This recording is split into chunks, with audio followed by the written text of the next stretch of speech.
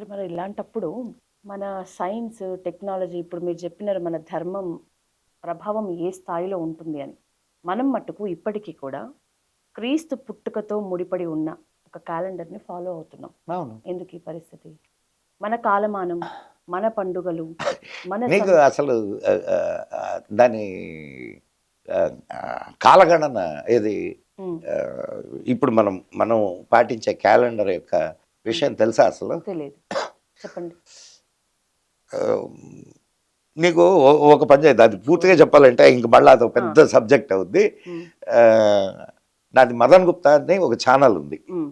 దాంట్లో ఈ కాలగణన గురించి నువ్వు అడిగిన సబ్జెక్ట్ గురించే నేను ఒక ఎపిసోడ్ ఒక చేసారా? ఎపిసోడ్ చేశా. హ్మ్. గ్రీకులు 10 నెలలు హ్మ్. క్యాలెండర్‌ని తయారు చేసుకున్నారు. హ్మ్. అదేనా గ్రిగోరియా? Gregorian calendar. దా వాళ్ళకి ఇప్పుడు డిసెంబర్ అవును. Is the last month. Month. December అనే పేరు ఎట్టొచ్చిందో తెలుసా? దశ అంబర, నవంబర్, నవ అంబర. దానికి తర్వాతది అక్టోబర్, సెప్టెంబర్, అక్టోబర్. సెప్టెంబర్, హ్మ్. సప్త అంబర, అక్టోబర్, అష్ట. మన ఇండియన్ నేమ్స్నే నెలల్ని పాష్‌గా నెలల పేర్లు పెట్టుకున్నారు వాళ్ళు. అంతే. అంటే డైరెక్ట్. ఇప్పుడు లాటిన్ భాష అంతా కూడా సంస్కృత పదాలతో నిండి ఉంటుందమ్మా. హ్మ్. సో 10 నెలలు దాంట్లో మధ్యలో ఒక రాజు వచ్చి కుదరదు ఇది, దీన్ని 12 నెలలు చేయాలని ఇంకో 2 నెలల మధ్యలో ఇరికిచ్చాడు. హ్మ్. ఆగస్టస్ అనే ఆయన ఆగస్టుని మధ్యలో. ఇరికిచ్చాడు. అట్లనే ఇప్పుడు జూన్. ఫిబ్రవరికి 28 రోజులు. ఇదంతా డీటెయిల్స్ అన్ని దాంట్లో అందులో ఇచ్చిన చూడు. నేను ఇచ్చినవి కాదు ఇది. ఇది దాని పేరేం పేరు బ్రిటానికా. దాంట్లో చిల్డ్రన్స్ వింగ్లో క్యాలెండర్ ఎట్ట పుట్టింది అనే దాని మీద వాళ్ళు ఇచ్చిన వివరణ ఇది. అండ్ ఇంకొకటి ఇప్పుడు అన్ని మీకు అదే చెప్పింది. మనం 1947 ఆగస్టు 15న మనకు వచ్చింది స్వాతంత్రం కాదమ్మా. మనకు వచ్చింది అధికార బదిలీ మాత్రమే.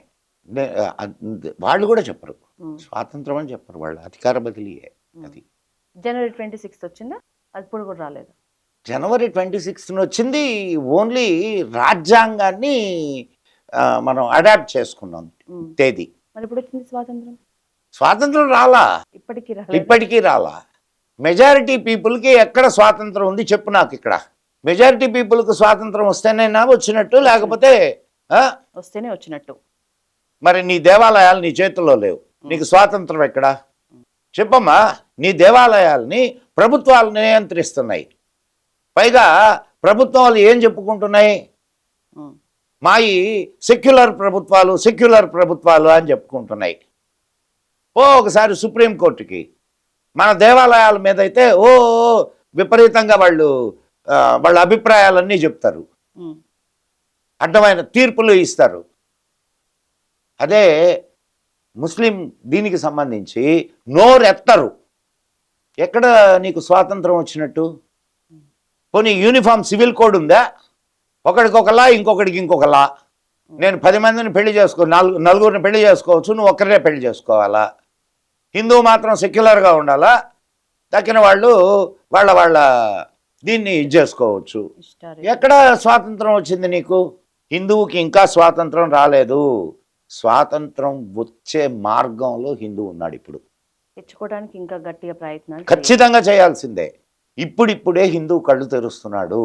అది కూడా మోడీ ప్రభుత్వం వచ్చిన తరువాతే. నేను సంకోచించను చెప్పడానికి. మోడీ కూడా చెయ్యాల్సినంతగా చేయడం లేదు. ఇంకా చేయాలి చేస్తారనే నమ్మకం ఉంది.